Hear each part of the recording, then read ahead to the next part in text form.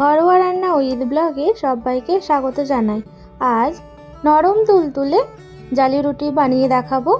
1 cup সুজি দিয়ে ঝটপট আর খুবই কম সময়ে এই জালি রুটি বানিয়ে নিতে পারবেন। আর এই জালি রুটি কিভাবে বানাই সেটাই আপনাদের সাথে শেয়ার করছি।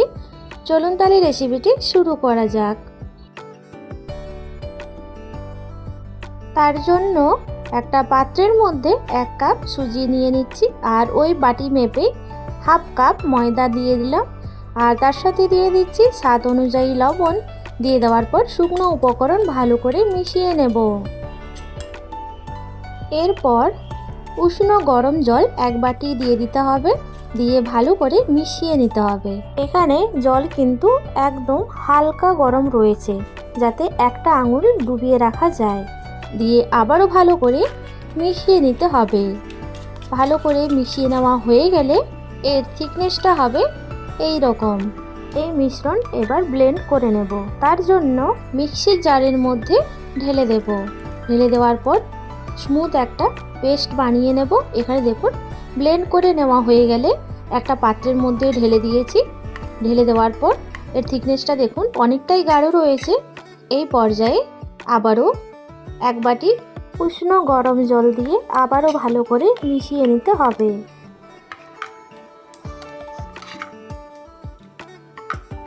মিশিয়ে নেওয়া হয়ে গেলে এর মধ্যে বেকিং পাউডার দিয়ে দেব 1/2 চা চামচ। বেকিং সোডা নয়, বেকিং পাউডারটাই দিতে হবে। দিয়ে দেওয়ার পর আবারও ভালো করে মিশিয়ে নিতে হবে।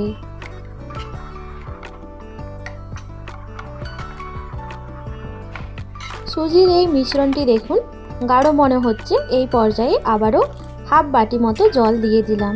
এখানে টোটাল 3.5 বাটি মতো জল দিয়েছি। আর সুজির এই মিশ্রণ যত পাতলা হবে তত এই রুটিগুলো খুবই সুন্দর হবে। ভালো করে মিশিয়ে নেওয়া হয়ে গেলে এগুলো এবার ভেজে নেব। ননস্টিক কড়াই আগে থেকে গরম করে নিয়েছি। দিয়ে এর মধ্যে সুতির কাপড় দিয়ে সাদা তেল এইভাবে ব্রাশ করে দিচ্ছি। বেশি তেল দেওয়া যাবে না, খুবই সামান্য তেল দিয়েই এই রুটিটা বানিয়ে নেওয়া যায়। তেল ব্রাশ করে নেওয়ার পর এর মধ্যে 1 হাতা সুজির মিশ্রণ দিয়ে দিলাম মাঝ বরাবর। দিয়ে এই কড়াইটা এইভাবেই ঘুরিয়ে নিচ্ছি। মিডিয়াম ফ্লেমে সুজির এই রুটিগুলো ভেজে নিতে হবে। কিছুক্ষণ অপেক্ষা করব ওপরটা শুকিয়ে আসা পর্যন্ত। এখানে দেখুন খুব সুন্দরভাবে শুকিয়ে গেছে, আর সাইড থেকে দেখুন ছেড়ে আসছে। এই পর্যায়ে দেখুন খুব সুন্দরভাবে আর খুব সহজেই উঠে আসছে। এইভাবে বাকি রুটিগুলো ভেজে নেব। সুজি দিয়ে বানানো নরম তুলতুলে জালি রুটি আপনারা দেখে বুঝতেই পারছেন কত কম সময়ে আর খুব সহজে এই জালি রুটি বানিয়ে নেওয়া যায়। আপনারাও খুব সহজে এই জালি রুটি বানিয়ে নিতে পারবেন। খুব সহজেই দেখুন কড়া থেকে উঠে আসছে।